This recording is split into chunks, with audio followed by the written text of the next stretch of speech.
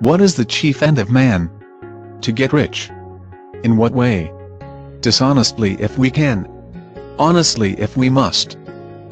Mark Twain called the late 19th century the Gilded Age, saying that the period was shining on the surface but corrupt underneath. This volatile period is often characterized by the rise of greedy robber barons, such as Andrew Carnegie and John Rockefeller, anti-immigrant sentiment, and scandalous politics.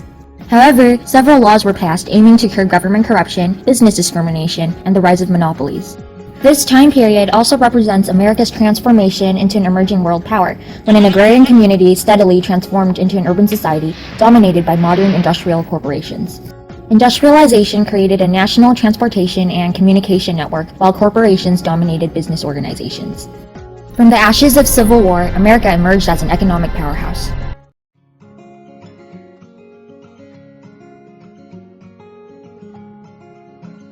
New technologies, growing cities, improved transportation, and financial innovations allowed America's economy to grow by more than 400% by the end of the 19th century. Millions of Americans clustered to the cities and left the countryside in search of excitement and new wonders, such as electric trolleys, bicycles, bridges, skyscrapers, department stores, telephones, and electric lamps. By the turn of the century, the farming share of gross domestic product decreased by 14%. The percentage of people living in cities surged by more than 200%, and the miles of railroad track increased by 7 times. The total national wealth increased by more than $70 billion, while the national wealth per capita skyrocketed. Did the financial status of the average American benefit from these new unprecedented levels of wealth? Unfortunately, the answer is no. During the 1890s, industrial hours were long, and wages were low in factories that were typically dangerous and unhealthy. The nation was divided in a society in which a small group of emerging industrial and financial aristocracy indulged in excessive spending and lived in sumptuous homes, while on the other side, a lot of families struggled just to survive. The subdivision of labor into its unskilled parts left many workers with little hope for occupational or social mobility.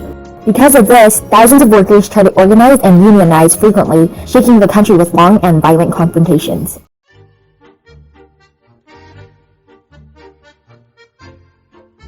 Industrialization lured immigrants from all over the globe into major U.S. cities, especially from the southern and eastern parts of Europe and Asia.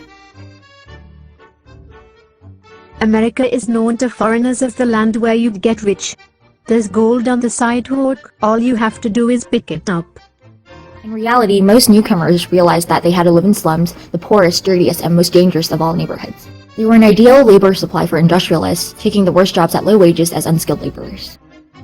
Political machine bosses such as William Boss Tweed in New York also took advantage of immigrants, promising them assistance in exchange for their votes. Many nativists were hostile to the European newcomers, fearing that immigrants were stealing their jobs and wages. Their illiteracy, race, religious beliefs, and poverty were the main targets of attack. The Chinese received an even harsher treatment. The Chinese were willing to work many hours on railroad construction in the West at low wages, pushing American laborers to ask Congress to pass the Chinese Exclusion Act in 1882, completely banning Chinese immigration to the United States. However, there were some Americans that received immigrants with open arms. In 1889, Jane Addams founded Hull House to help poor immigrants adjust to their lives in the United States. With almost 1 million immigrants coming every year, America became a melting pot of people with varied culture, language, traditions, and practices.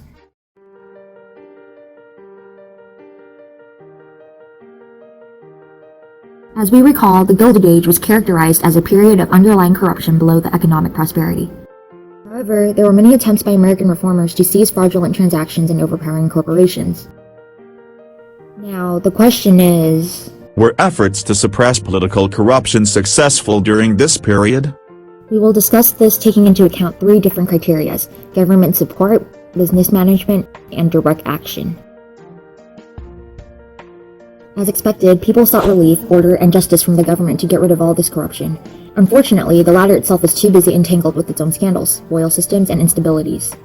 The people who led the country during this period were known as the Forgotten Presidents. They include Andrew Johnson, Ulysses Grant, Rutherford B. Hayes, James Garfield, and Chester Arthur. Workers pleaded for tighter control of dominating private monopolies. However, America's capitalist ideology of laissez-faire allowed corporations to run by themselves without any government regulation or interference. An exception was the Sherman Antitrust Act of 1890, the first measure passed by Congress to regulate trusts. Unfortunately, Unfortunately, this legislation rarely worked for its intended purpose and instead was more effectively used against trade unions. Without the government's help, the people did not sit with crossed arms. A new political party supported by farmers emerged as the Populist Party, which demanded nationalization of railroads, equality in the local and state tax systems, and more access to money to the common people, through a free coinage of silver.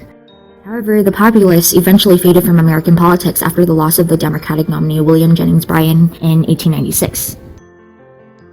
Based on the analysis of the previously mentioned criteria, we agreed that the answer to the question is no. Corruption spread like an unstoppable disease during the Gilded Age. Thanks for watching.